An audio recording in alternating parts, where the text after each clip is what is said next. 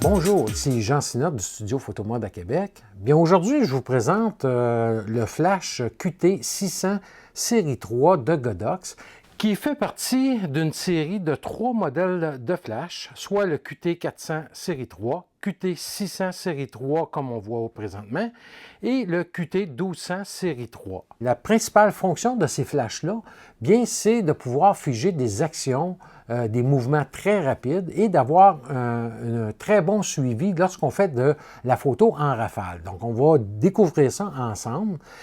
Et tout d'abord, bien, je voudrais peut-être vous revenir sur le fait de la vitesse de l'éclair et tout ça. Donc, il faut comprendre un petit peu que, on va avoir deux choses qui vont figer l'action lorsqu'on prend des photos au flash. On va avoir naturellement la vitesse d'obturation de l'appareil, mais la vitesse d'obturation de l'appareil, elle, on pourrait dire qu'elle est là pour nous indiquer lorsqu'on travaille en lumière ambiante. Donc, si, exemple, je veux photographier un danseur qui saute dans les airs, bien, je vais utiliser normalement une grande vitesse d'obturation. Je peux aller à un 4 millième de seconde pour m'assurer que, l'extrémité des membres soit nette. Alors que lorsqu'on travaille en studio au flash, bien, exemple, si je suis sur un fond foncé, dans un environnement foncé, bien à ce moment-là, je vais plutôt me diriger vers la durée de l'éclair. Donc, c'est-à-dire que même si mon appareil va ouvrir pendant, disons, 1/200e de seconde, qui est ma vitesse de synchronisation au flash normale, sans passer par le HSS ou la haute synchronisation, bien, à ce moment-là, qu'est-ce qui arrive? Ça va être la durée de l'éclair pendant le 1/160e de seconde que l'obturateur reste ouvert. Ça va être la durée de l'éclair qui va éclairer mon sujet. Et c'est là la particularité de ce flash-là, c'est que la durée de l'éclair est très, très courte. Donc, même si j'ai une vitesse d'obturation qui est assez lente, à un 160e de seconde ou un 200e de seconde, bien le flash, lui, peut monter à des vitesses très, très élevées pour son éclair et à ce moment-là, de pouvoir me fixer le sujet, figer le sujet dans son environnement. Et pour la suite de la vidéo, bien, qu'est-ce que je vais faire? C'est que je vais vous parler justement des caractéristiques, on va le voir ensemble. Ensuite de ça, je vais vous démontrer le fonctionnement seul du flash, et aussi avec un Expo, donc on va pouvoir voir là, le fonctionnement, voir les menus et tout ça, les boutons. Et finalement, bien, je vous ai préparé aussi un shooting en studio où je mets en pratique, entre autres, le mode multi et avec justement des éclairs rapides et aussi la rafale. Donc, vous allez voir, là, je vous réserve de belles choses de ce côté-là qui sont vraiment agréables à découvrir avec ce type de flash-là. Pour ce qui est de qu'est-ce qui est inclus lorsqu'on achète le flash, bien entendu, on va avoir le couvercle de protection, le tube, le flash tube. On a également un protecteur de verre du flash tube. Le flash est équipé d'une lampe pilote LED, donc on n'a pas besoin d'acheter d'ampoule supplémentaire. Et également, va avoir la monture Bowens, donc tous nos boîtes à lumière, nos réflecteurs, vont s'adapter parfaitement là, au flash. Et le prix, bien, est de 829 $ canadiens. Et vous pouvez vous procurer le flash, entre autres, chez L'Art Photo. Le flash vient d'arriver sur le marché, donc ce n'est pas encore disponible partout, mais ça s'en vient prochainement. Et vous pouvez toujours contacter L'Art Photo ou leur envoyer un courriel pour connaître la disponibilité là, du produit. Comme je vous disais, ce n'est pas un flash TTL, donc il va avoir 4 modes de fonctionnement. On va avoir le mode manuel qui va nous donner une meilleure stabilité de la couleur. Donc, vraiment, là, lorsqu'on change de puissance, bien la couleur ne changera pratiquement pas. On va avoir le mode multi, le mode de speed ou de vitesse et bien entendu le mode HSS.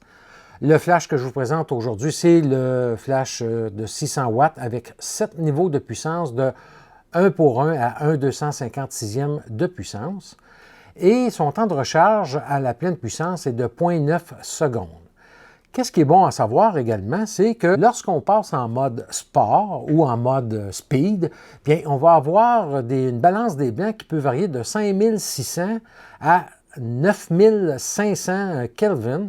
Et là, à ce moment-là, on va avoir dans le mode d'instruction, et que vous voyez ici à l'écran, un tableau pouvant nous indiquer, si je choisis certaines puissances dans ce mode-là, à quelle balance des blancs je devrais me mettre. Et également en mode HSS, où la balance des blancs peut varier de 4600 Kelvin à 5000 Kelvin. L'autre chose qu'il faut savoir, c'est lorsqu'on diminue la puissance, donc exemple, si je passe de 1 pour 1 à 1,5, bien il faut peser sur le bouton test pour éliminer la charge qu'on a d'accumuler dans le flash afin d'avoir la nouvelle charge. Le flash possède un ventilateur intégré. Sa lampe pilote est de 40 watts. Le flash est complètement compatible avec le système Godox et le posemètre Sekonic L858 avec le module radio RTGX, comme moi j'utilise. Je vous montre maintenant les différentes parties du flash. Et pour voir tout ça en détail, bien, on va passer en studio où je vais venir vous démontrer le fonctionnement. Voyons voir maintenant les différents boutons et commandes sur le flash. Tout d'abord, ici dans la partie en bas, vous avez le raccordement pour le cordon électrique. Juste au-dessus, la petite partie qu'on voit à peine ici, c'est le compartiment pour la fusible. Donc, si jamais que vous allumez le flash et que ça n'allume pas, bien, il faut aller voir le fusible là, et il y en a deux de fournis dans la boîte. On va avoir l'interrupteur principal, donc qui met en marche le flash.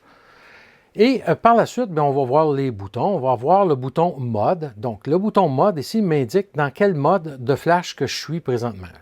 On voit en haut que je suis sur le mode M. Donc, si j'appuie une seconde fois, je viens de tomber en mode toujours manuel, en mode HSS ou haute synchronisation.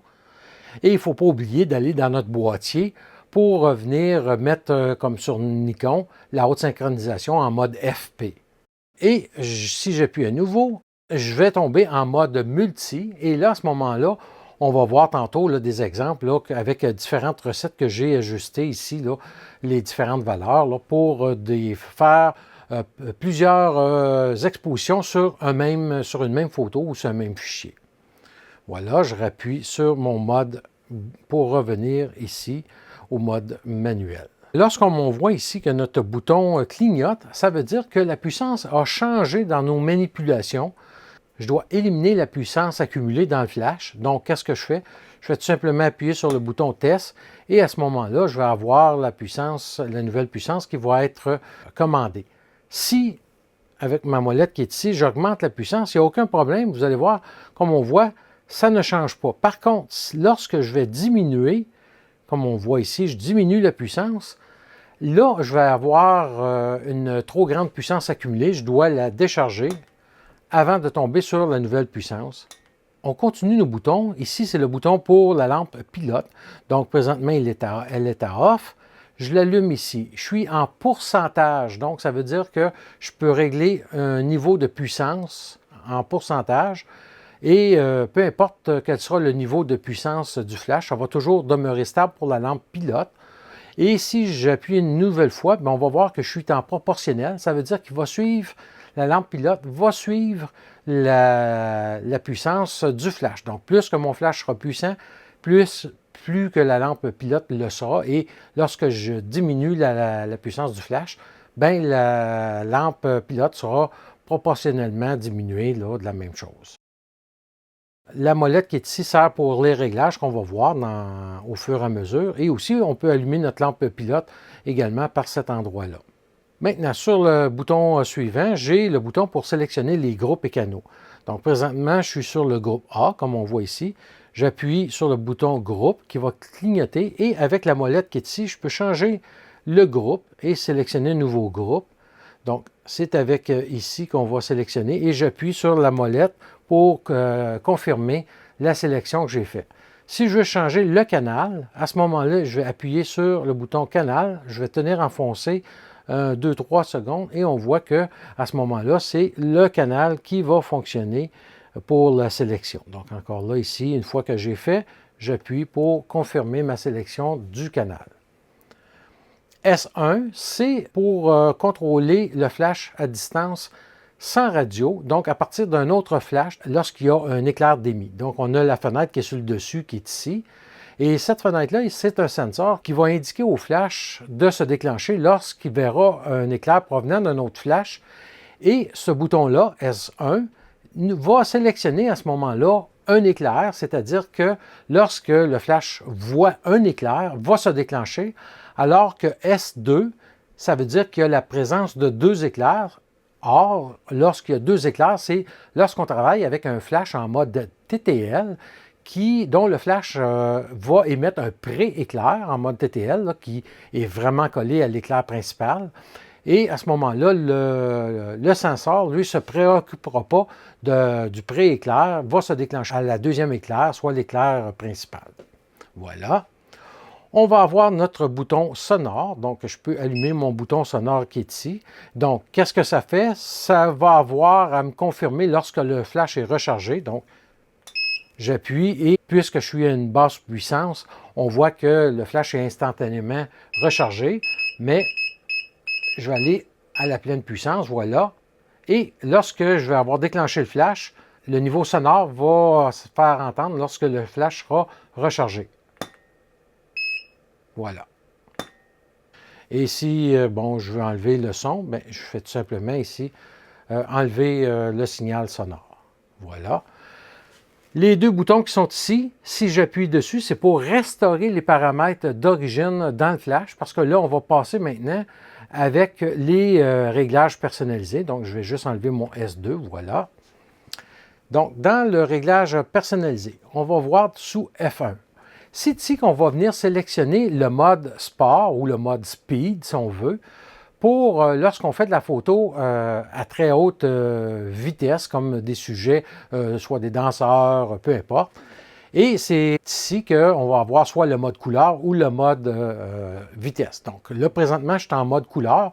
On a vu que lorsque je jouais avec la puissance, j'étais obligé de décharger la puissance résiduelle ou accumulée lorsque j'avais diminué la puissance. Maintenant, si je viens mettre à on le mode speed, vous allez voir maintenant, si je sors du mode, que speed est affiché. Et là, deux choses se passent. Première des choses, j'ai beau diminuer la puissance, ça ne clignote plus. Donc, le flash va tenir compte de la puissance qui est accumulée dans le flash. Et même si je monte à une très grande puissance, voilà, et que je réduis à une plus faible puissance, vous voyez, l'éclair, le flash a sélectionné la bonne puissance parce qu'il n'a pas à tenir compte du mode couleur et de garder une stabilité de couleur. Donc, c'est bon à savoir là, qu'en mode sport, on va obtenir ce fonctionnement-là. Également, je vais, juste pour vous montrer, si je mets à 1/32e de sa puissance, retenez ce chiffre-là, 11 400. En mode sport, mon temps d'éclair sera de 11 millième 400e de seconde. En mode sport. Maintenant, je vais juste aller enlever le mode sport, me mettre en mode couleur. Donc, je reviens dans la fonction personnalisée. Je reviens ici. Et vous voyez que maintenant, ma vitesse, elle est passée à 1/3700e de seconde. Donc, on peut voir que le mode sport ou speed est vraiment un éclair beaucoup plus rapide qu'en mode couleur parce qu'il n'a pas à se préoccuper de la température de couleur, de là où on doit ajuster avec le tableau que je vous ai démontré auparavant, la température de couleur pour la balance des blancs. On va aller voir F2, qui, lui, est pour tout simplement venir donner un délai sur le déclenchement du deuxième rideau, d'avoir un délai. Donc, c'est ici qu'on va venir donner ce délai-là. Voilà, fait que moi je le laisse à off. Et les délais vont de 0,01 seconde à 30 secondes. F3 maintenant, c'est la fonction masque. Moi, personnellement, je n'utilise pas cette fonction-là, donc je vais passer. Maintenant, à F4, c'est pour la lampe pilote. Donc, on a deux sélections. On a soit on ou off. La différence entre les deux, c'est que sous off, Lorsque je vais prendre une photo, la lampe pilote va s'éteindre et une fois que le flash est rechargé, la lampe pilote va s'allumer. Donc, ça peut être très pratique lorsqu'on est à distance de nos flashs, savoir si notre flash est rechargé, alors que lorsqu'il est à on, bien la lampe pilote va rester allumée en tout temps. Maintenant, F5, très important ici. Ça, c'est une des erreurs la plus connues que les gens font. C'est pour remplacer le canal. Donc, on est à plusieurs photographes, certains travaillent sur un canal, d'autres sur d'autres canaux. Moi, je veux donner un identifiant propre en dehors des canaux existants. C'est ici que je vais venir sélectionner un chiffre qui, exemple, à 5, n'est pas le canal 5, mais vraiment un identifiant qui est une autre fréquence. Il faut faire attention parce qu'il y a beaucoup de gens qui vont venir jouer là-dedans, vont venir mettre une valeur et ne le mettront pas sur leur X-Pro et les autres flashs. Et à ce moment-là, le flash ne se déclenchera pas si tous les modules sont sur le même identifiant. Donc, personnellement, moi, je vais travailler tout le temps à off, sauf si je travaillerai avec plusieurs photographes dans la même pièce. Donc, voilà pour F5. Et finalement, F6, bien c'est pour l'affichage de la puissance du flash, si je le veux en fraction ou en décimale. Donc, comme présentement, si on regarde ici, je suis en fraction. Je vais revenir dans mon mode. Je vais sélectionner en décimale. Je peux travailler au niveau de la puissance, ici, voilà, avec des différentes décimales au lieu d'être en fraction. Voilà pour les réglages personnalisés. On va voir maintenant comment contrôler à distance le QT603 avec le X-Pro, qui sera les mêmes manipulations pratiquement avec un X2T. Donc, la chose que je fais tout simplement, c'est que bon, je vais allumer mon flash, je vais allumer mon module et mon flash. Et là, qu'est-ce qui va se passer? La première des choses, c'est de vérifier quels sont les groupes et canaux. Comme on voit ici sur le X-Pro, je suis sur le canal 1. Le flash, je suis sur le canal 1 également. Et le groupe, bien, les deux sont sur le même groupe, soit le groupe A.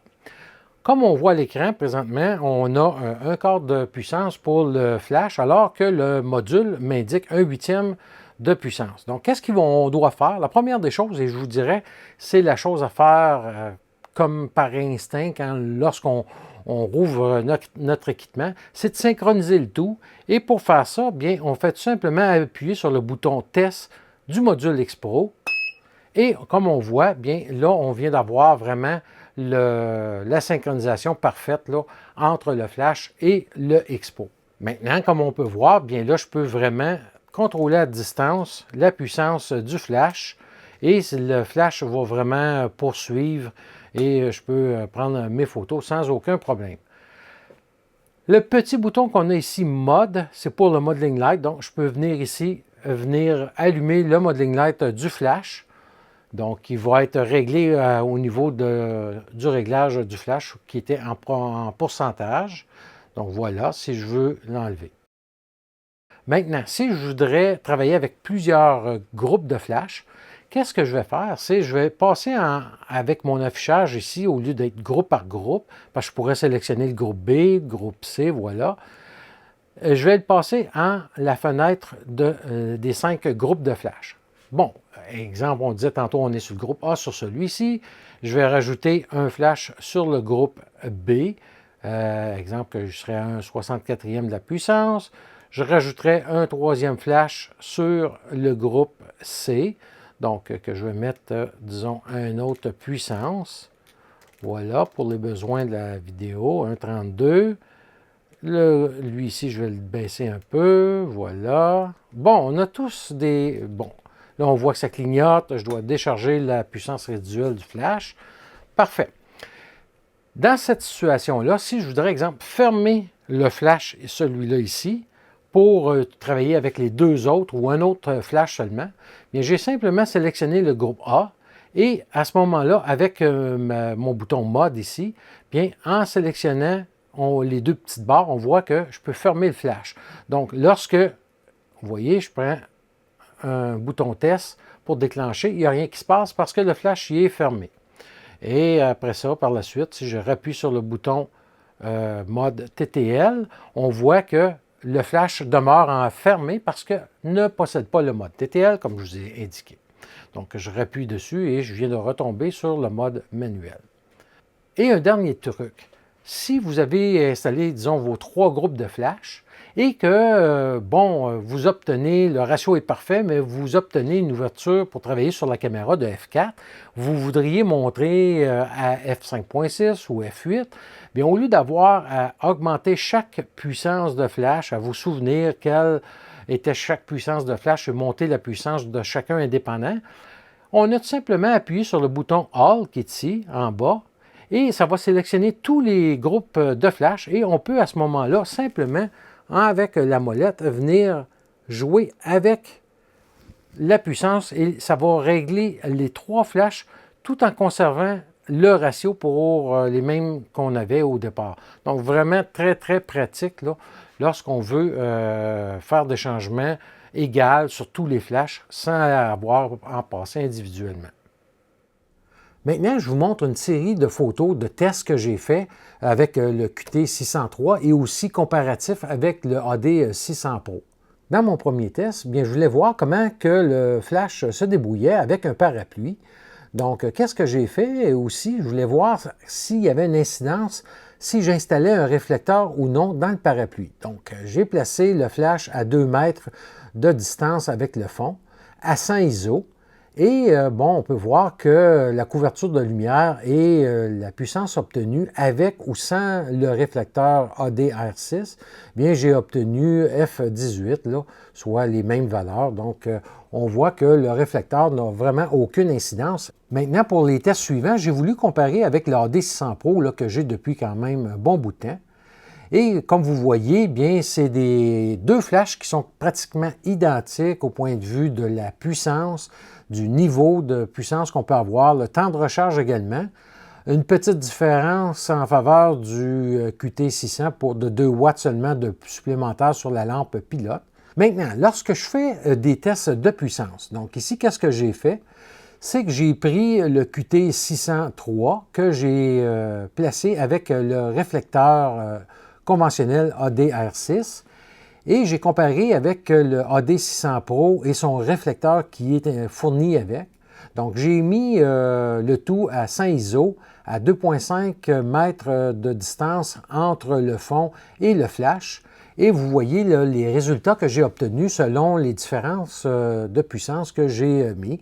Par exemple, à 1 pour 1, on voit que le QT603, bien, j'ai obtenu une ouverture de F20, contrairement à F16 pour le AD600 Pro, alors que si je vais à 1/64e de sa puissance, bien, j'ai obtenu une ouverture de 2,5 pour le QT603 et de F2.2 pour le AD600 Pro. Dans le test suivant, bien, je me suis mis à 3 mètres au lieu d'être à 2,5 mètres, toujours à 100 ISO. Et j'ai voulu comparer encore là une fois, si je changeais les réflecteurs avec le AD600 Pro, qu'est-ce que j'étais pour obtenir? Parce que le réflecteur du AD600 Pro qui est fourni avec, va concentrer un peu plus la lumière. Donc, comme vous voyez, bien, à pleine puissance, à 3 mètres, j'ai obtenu F18 avec le réflecteur ADR6 contre 12,7 pour le AD600 Pro. Par contre, si j'enlève le réflecteur fourni sur le AD600 Pro et que je mets le ADR6, bien, j'ai obtenu une ouverture de F14. Et ici, ce sont les résultats obtenus lorsque j'ai voulu voir la différence de couverture de lumière.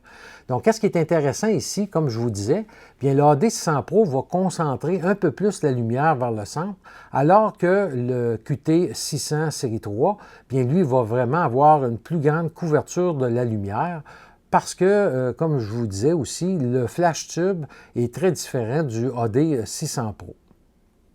Pour le prochain test, j'ai voulu comparer la puissance des lampes pilotes. Donc, j'ai placé le tout à 1,5 mètre de distance entre le flash et le fond, à 100 ISO et 1/125e de seconde. Et j'ai obtenu une ouverture de 1,8 avec le QT600 série 3 et de 1,3 avec le AD600 Pro. Donc, un peu plus de puissance là, avec le QT603. Et sur cette photo-ci, j'ai voulu vous illustrer le temps d'éclair entre le QT600 série 3 et le AD600 Pro. Comme vous voyez, lorsque le QT est sur le mode Speed, bien sa durée de l'éclair va être de 11 millièmes 400e de seconde à 1/32e de puissance, alors que pour la même puissance sur l'AD600 Pro, bien on aura un temps d'éclair qui sera de 1 4 millième 950e de seconde. Donc, on voit que c'est beaucoup plus rapide avec le QT603, là, qui est un flash vraiment dédié là, à la grande action. Et dans la dernière photo, bien, j'ai voulu vous illustrer les différents prix et modèles là, dans les mêmes gammes de puissance. Donc, on va avoir le QT600 série 3 à 829 $, le DP603 série 3 à 369 $ que je vous ai présenté dans une capsule précédente. On va avoir le AD 600 Pro à 1180 $. Et finalement, je vous ai quand même mis le AD 300 Pro parce que c'est pour moi un flash là, vraiment que j'adore utiliser à l'extérieur, qui est très portable. Donc, je voulais vous le mettre par rapport là, pour vraiment voir les différences de prix. Maintenant, la partie pratique en studio, bien tout d'abord, dans un premier temps, je vais utiliser le mode multi. Là, qu'est-ce que ça va faire? C'est que pendant une seule et même exposition, qui va varier entre 2, 3 et 4 secondes, je vais le tester au fur et à mesure, il va y avoir plusieurs éclairs de données et on va pouvoir décaler le mouvement dans une même et seule photo. Ça, c'est la première partie. La deuxième partie, qu'est-ce que je vais utiliser à ce moment-là? Ça va être la rafale, c'est-à-dire comment que le flash va être capable de suivre la rafale. Présentement, j'ai le Z9, donc je peux aller jusqu'à 20 images à la seconde. Donc, dépendamment de la puissance, on sait que bon, il faut partir d'un quart de la puissance et plus faible pour avoir une bonne rafale. Donc, je vais vous les indiquer avec les photos quelles seront les recettes que j'ai trouvées. Et vous allez voir là, la rafale que je vais être capable d'obtenir vraiment avec le QT603. Et dans un dernier test, où qu'on va faire, on va servir d'une trampoline. Et là, qu'est-ce qu'on va faire? C'est que le modèle va sauter dans les airs, puis je vais essayer de la saisir une fois qu'elle va être dans les airs, donc avec un temps d'éclair assez rapide. Et là, je veux essayer autant sur fond noir que sur fond gris. Puis, ça va nous donner là, les résultats qu'on va voir ensemble. Maintenant, je suis en mode multi, donc on va prendre 5 photos en 3 secondes sur la même photo. 1, 2, 3, go!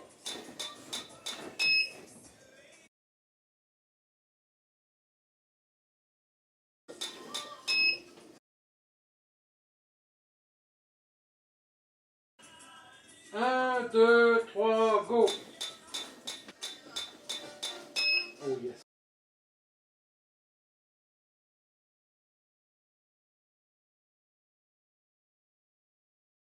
Donc, le flash est à 1/32e de sa puissance, puis il n'y a aucun problème à suivre.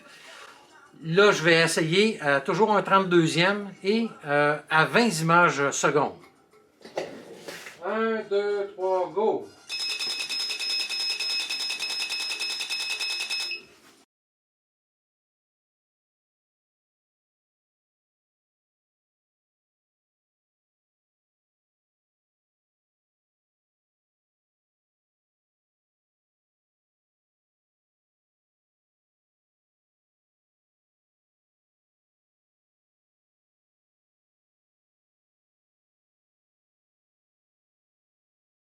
À 20 images secondes avec le Z9.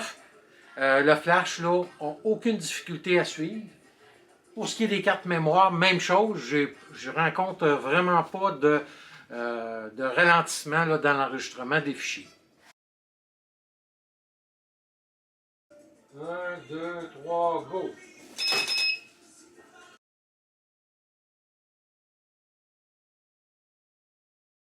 1, 2, 3, go!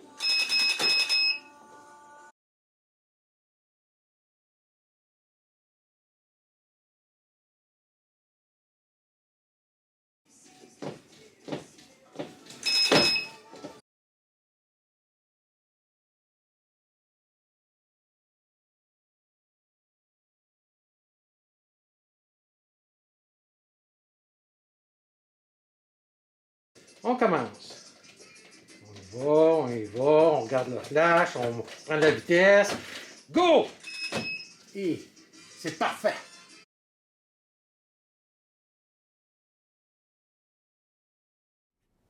Donc, comme vous voyez, c'est un flash très particulier, c'est-à-dire bon, qui peut travailler comme un flash conventionnel, mais lorsqu'on recherche un flash pour figer de l'action, bien écoutez, c'est vraiment le flash dédié à ce genre de photos. Donc, quelqu'un qui va photographier des danseurs en mouvement, ça